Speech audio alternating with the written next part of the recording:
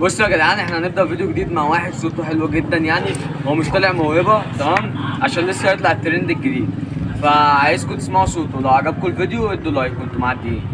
يلا ابدا. انا ابن ابويا وامي وانت ابن ناس كتير، قلبي دخلناش ونبضه بقى 30 ميت، يا ريته عاش من جرح الخاينين.